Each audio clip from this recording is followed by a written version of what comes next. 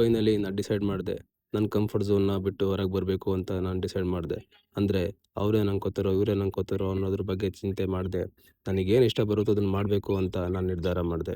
ನನಗೂ ನನ್ನ ಫ್ರೆಂಡ್ಸು, ನನ್ನ ರಿಲೇಟಿವ್ಸ್‌ನ ಮನೆಗೆ ಕರಿಬೇಕು ಅಂತ ತುಂಬ ಆಸೆ.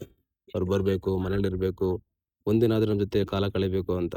ಬಟ್ ಏನು ಮಾಡೋದು, ಈ ಮನೆಯಲ್ಲಿ ನಾವಿರೋದೇ ಕಷ್ಟದಲ್ಲಿ. ಅವ್ರನ್ನೆಲ್ಲ ಯಾವ ಥರ ಕರಿಬೇಕು ಅನ್ನೋ ಮೈಂಡ್‌ಸೆಟ್ಟಿಂದ ಇಲ್ಲಿವರೆಗೂ ಯಾರ ರಿಲೇಟಿವ್ಸೇ ಆಗಲಿ, ಫ್ರೆಂಡ್ಸ್‌ನೇ ಆಗಲಿ, ಮನೆಗೆ ಬಂದ್ರೂ ಸ್ಟೇ ಆಗಿ ಅಂತ ಮಾತ್ರ ನಾನು ಒಂದಿನನೂ ಹೇಳಿಲ್ಲ. ಕೆಲವರಿಗೆ ಅವ್ರ ಅಪ್ಪ ಜೊತೆಗೆ ಇಟ್ಕೊಂಡು ಫೈನಾನ್ಷಿಯಲಿ ಸಪೋರ್ಟ್ ಮಾಡ್ತಾರೆ, ಅಥವಾ ಇಲ್ಲ ಅಂದ್ರೂ ಏನಾದರೂ ಸ್ವಲ್ಪ ಮಾಡಿಟ್ಟೋಗಿರ್ತಾರೆ. ನಂಗೆ ಆ 2 ಭಾಗ್ಯನೂ ಇಲ್ಲ. ಸಿಂಗಲ್ ಪೇರೆಂಟಾಗಿ ನಮ್ಮಮ್ಮ ಅಲ್ಲಿ ಇಲ್ಲಿ ಕೆಲಸ ಮಾಡಿ ನಮ್ಮನ್ನು ಇಲ್ಲಿವರೆಗೂ ತಂದಿದ್ದಾರೆ. ಅದ್ರ ಮೇಲೂ ಅವರಿಗೆ ಇನ್ನೂ ಕಷ್ಟ ಕೊಡೋದಕ್ಕೆ ನಂಗೆ ಇಷ್ಟ ಇಲ್ಲ. ಇಷ್ಟು ವರ್ಷ ಬಾಡಿಗೆ ಮನೆಗಳಲ್ಲಿ ಚಿಕ್ಕ ಚಿಕ್ಕ ರೂಮ್ಗಳಲ್ಲಿ ಕಷ್ಟ ಪಡ್ಕೊಂಡಿದ್ವಿ. ಇನ್ಮೇಲಾದರೂ ನಮ್ಮದೇ ಆದಂಥ ಸ್ವಂತ ಗುಡ್ ಮಾಡ್ಕೋಬೇಕು ಅಂತ ಡಿಸೈಡ್ ಮಾಡಿದ್ದೀವಿ.